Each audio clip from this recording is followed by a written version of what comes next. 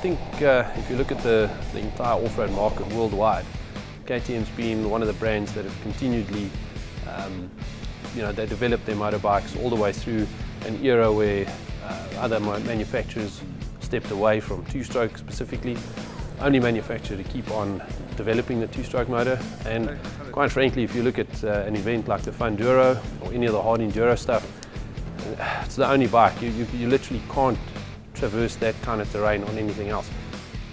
Our bikes come out pretty much ready to race, so very top-end components, from brakes to suspension, the motors, they really are top-spec racing machines.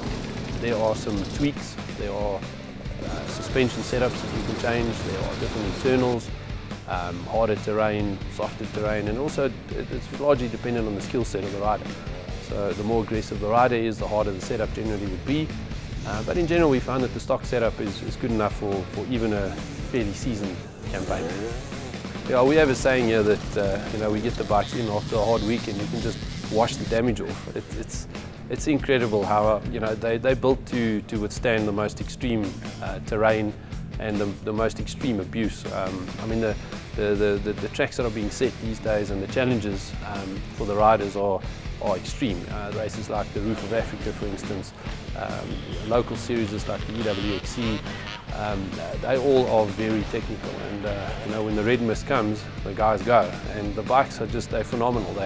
On the two-stroke specifically, I mean, there's so much available these days from the KTM catalogue that you can put on there to protect the bike from rocks, and so normally it looks worse than it is, but I find generally the softest piece on the bike is the guy riding it.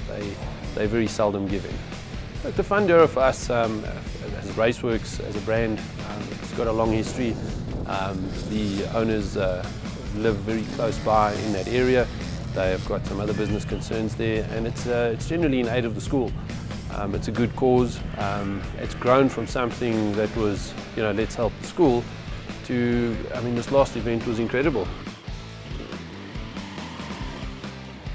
It's one of the biggest events I've seen in a while, considering that it started so small. The event for us is important because we, as a brand and from a commercial concern, there's a lot of guys out there who aren't professional racers, who aren't necessarily doing the roof, and the FUNDURO makes it possible for people like that to go out there and experience what we do on a weekend basis, and even what the pro guys do, but at a much lower level and a much more doable level. So it caters for all skill sets. I did the loop out there.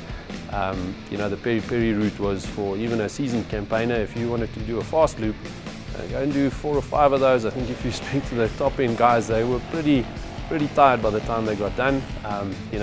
We went out there to have some fun. I did 1 lap just to go check it out and support.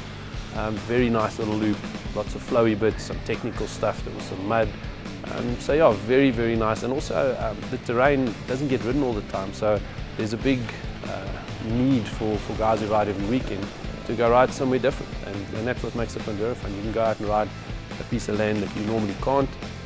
The farmers in the area, very special people, giving up their land there. I think there were 26 or 27 different landowners involved, so big operation, great route, very little injuries. There wasn't much that we could see, but yeah, well attended. Medics are there. The bits and pieces that went wrong got sorted out quickly.